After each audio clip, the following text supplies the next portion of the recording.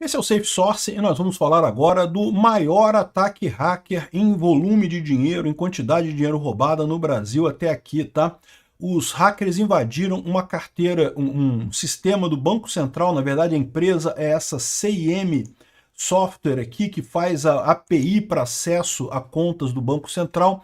Através dessa interface eles conseguiram desviar entre 400 mil reais e 1 bilhão de reais, desculpa, entre 400 milhões de reais e 1 bilhão de reais de contas de reserva de grandes instituições financeiras, né? Vamos entender o que aconteceu aqui.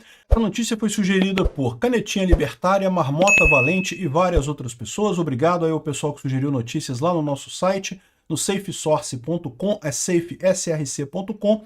E obrigado a você que está assistindo o nosso vídeo. Se você gosta do nosso conteúdo, por favor, deixe o seu like e se inscreva aqui no canal, né? Não temos muitos detalhes ainda sobre como foi esse ataque, mas certamente um ataque que pode ser muito danoso, né? É realmente assustador o fato de uma empresa dessa não ter um grau de segurança mais alto, né? Bom, a gente não sabe ainda exatamente o que aconteceu. E lembrando sempre que esse tipo de coisa não é incomum isso ser trabalho interno, tá? Essa notícia foi sugerida por Canetinha Libertária, Marmota Valente e várias outras pessoas. Obrigado aí ao pessoal que sugeriu notícias lá no nosso site, no visãolibertaria.com. E obrigado a você que está assistindo o nosso vídeo. Se você gosta do nosso conteúdo, por favor, deixe o seu like e se inscreva aqui no canal, né? O Banco Central confirmou a invasão a sistemas da companhia CIM, que atende inúmeros clientes importantes no ramo financeiro. Mas a invasão à CIM foi apenas o primeiro passo. Eles usaram os sistemas da CIM para acessar essas contas de reserva que o Banco Central mantém, né? O que é essas contas de reserva? Não são contas de clientes, tá? São contas de instituições financeiras. Então, um monte de gente manda Pix de um lado para o outro e coisa e tal. Então, quando o Pix vai de uma conta de um banco para a mesma conta, para a conta de outra pessoa no mesmo banco, o próprio banco faz a compensação ali, faz a transferência entre as duas contas. Mas se você faz um Pix de um banco para outro banco diferente, né, o dinheiro tem que sair de um banco e ir para outro. Como é que eles resolvem isso, né? Eles fazem, primeiro, a compensação automática, porque ao mesmo tempo que você está fazendo o Pix do banco A para o banco B, tem alguém do banco B fazendo o Pix para o banco A, então uma coisa já anula a outra, já faz o clearance ali, já resolve o problema. Mas, além disso, você pode ter um desequilíbrio, pode ser que tenha mais Pix do banco A para o banco B do que do banco B para o banco A. Para resolver isso, os bancos mantêm uma conta de reserva no Banco Central, que ela vai sendo usada para manter esse tipo de coisa, né? Ou seja, só para acertar o desequilíbrio imediato, porque o Pix é automático, né? Não pode faltar dinheiro. No final do dia, a coisa tem a compensação, os bancos compensam entre si. Se teve mais Pix de um lado para o outro, o banco vai lá e faz a compensação. Então essa conta reserva é uma conta com algum dinheiro que as instituições financeiras mantêm no Banco Central e que fica ali parado só pelo volume de Pix para evitar qualquer problema, né? Então aconteceu na terça-feira, dia 1º, ontem, um ataque hacker, eles colocam aqui suposto ataque hacker. Olha só, até onde eu entendo, isso certamente foi um ataque hacker. Talvez eles tenham botando o suposto por conta da possibilidade de ser um ataque interno, de um job interno. Eu entendo que é isso que eles estão querendo dizer aqui, né? E não deixa de ser um ataque hacker. Quando você está contornando a segurança de um sistema, mesmo que seja um empregado da empresa que tenha feito isso, ele está invalidando o sistema. É um ataque hacker no final das contas.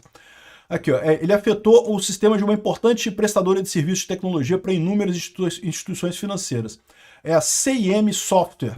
E a CIM está aqui, ó, é essa empresa aqui, ela tem uma série de produtos aqui justamente para integração de instituições financeiras, de fintechs com o Banco Central, né? Então os grandes bancos, como o Bradesco, o Itaú, eles têm a interface deles, ele tem a própria equipe deles para fazer a interface com o Banco Central. Mas se você tem uma fintech pequena, hoje em dia tem um monte de banquinhos aí, de pequenas fintechs aqui no Brasil.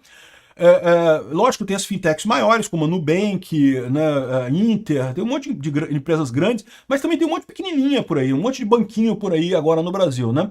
E se você tem uma dessas empresas, você pode, ao invés de você fazer essa interface, você contrata a CIM Software para fazer essa interface com o Banco Central. Uma das empresas que contratou, que parece que foi uma das que teve o maior prejuízo, foi a BMP, que é uma empresa de Banking as a Service. Ou seja, o que eu entendi é que ela fornece o serviço de um banco, como se fosse um banco para fintechs, né? Então a sua fintech ela quer fazer alguma coisa que requeira coisas que só bancos podem fazer, você contrata aqui a BMP e ela vai permitir que você tenha todo esse acesso. Tem um monte de empresas aqui que contratam o BMP, né, justamente para poder atuar como um banco, né, um banco como serviço lá junto ao Banco Central. Então, são prestadoras de serviço para fintechs no final das contas. E o que aconteceu nesse caso? Essa daqui foi uma dessas empresas, como ela é um banco, né, ela tem que manter essa conta lá no Banco Central, e essa conta de reserva, e ela foi uma das mais afetadas. Eles não divulgaram o valor total que foi roubado, tá? Mas algumas pessoas estimam que chegaria a R$1 bilhão.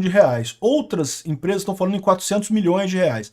É muito dinheiro, 400 milhões de reais é muita grana. Então, o valor exato a gente não sabe, mas foi alguma coisa nessa casa, né?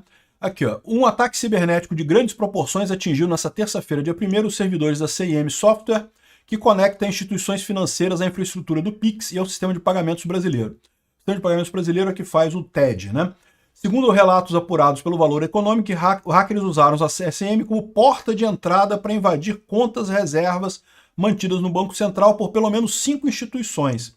O prejuízo estimado é de 400 milhões, outros estão falando de 1 bilhão, um valor grande. 400 milhões já é muita grana, 1 bilhão mais dinheiro ainda, né? A CIM funciona como mensageria oficial entre bancos e o ambiente de liquidação do Pix. Liquidação é justamente o acerto de contas, né? Ou seja, como aquilo que eu falei, quando você manda o Pix de uma conta de um banco para outra conta no mesmo banco, o próprio banco faz a liquidação interna ali, transfere o dinheiro de um lado para o outro. Quando é de um banco com outro, tem que fazer essa liquidação, que é um processo mais complicado, né? É essencial para a comunicação em tempo real entre os sistemas bancários. A invasão provocou uma resposta imediata, a empresa foi desconectada do ambiente do Banco Central.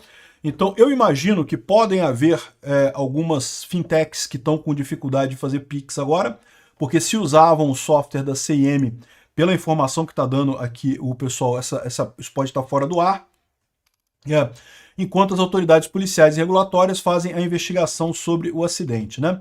A CIM disse que foi vítima de um ataque, vítima direta do ataque, e declarou que os criminosos teriam usado credenciais de clientes de forma indevida para tentar acessar os sistemas da empresa. Então, o que eu estou entendendo aqui é que haviam credenciais, foi um roubo de credenciais esse negócio. Isso é certamente uma coisa muito séria. Imagina-se que esse tipo de credencial para sistemas muito críticos tem todo um aparato de segurança por trás disso, eu imagino. Agora, é lógico, só a investigação para dizer exatamente o que aconteceu, né? Esse é o tipo de caso, é o tipo de coisa que pode ser um ataque interno. A pessoa que trabalha lá na CIM poderia ter acesso a essas informações, e eu não estou dizendo que a CIM esteja... ela foi vítima também, certamente, mas algum funcionário pode ter feito isso. Enfim, eles estão investigando, vão chegar à conclusão do que quer que seja, né? Por orientação jurídica em respeito ao sigilo das apurações, a CIM não comentará detalhes do processo, então não vão ficar sabendo de nada por enquanto. Eles não disseram o nome dos bancos que foram afetados, mas tem aqui. Então a gente sabe que o BMP foi um deles, foi usado através disso daqui. Ó. Aqui na Cointelegraph eles falam que foram usados ativos de 6 instituições financeiras, o BMP, o Bradesco, a Credit System. Em nota, o Bradesco diz que não foi afetado pelo ataque. Então, isso faz sentido. Por quê? Porque o Bradesco é um banco grande, ele tem a própria interface dele com o Banco Central, não faria sentido ele usar a CIM para isso. Não sei, estou especulando aqui, eu não conheço como é que é a arquitetura lá direito, né?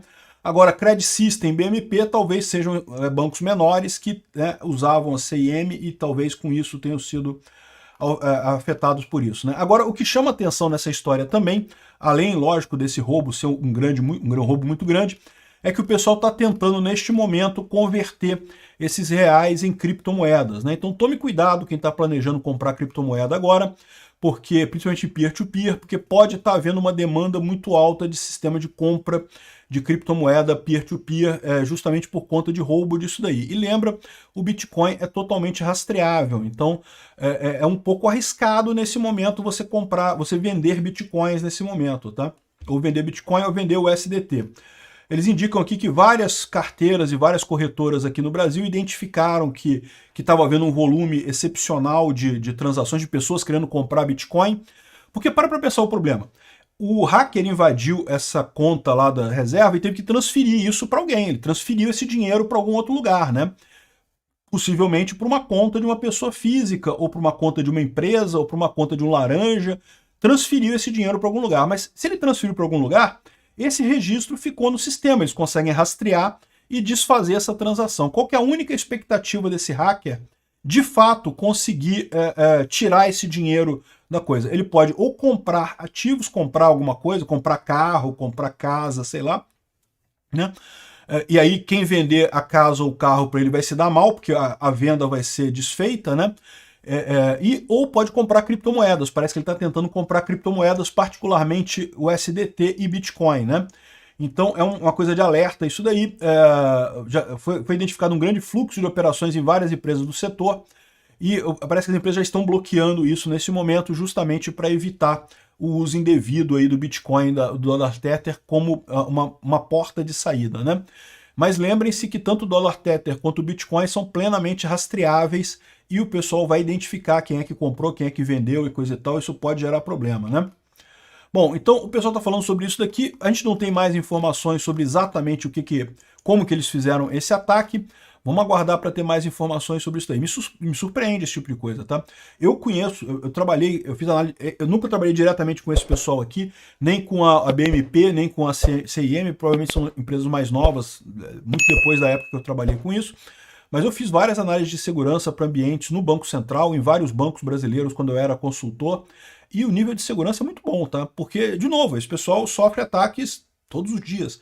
Se você acha que não tem gente tentando hackear o Bradesco, tem tentando hackear todo dia tem uma montanha de gente tentando hackear o Bradesco, por motivos óbvios, né? Tem um monte de dinheiro lá, né? Então o profissionalismo desse pessoal é realmente muito grande. Eu confesso que essas empresas que eu não conheço, mas eu imagino que tem um nível muito alto também de profissionalismo na questão de segurança da informação lá. Mas vamos ver qual vai ser realmente o resultado final disso daí.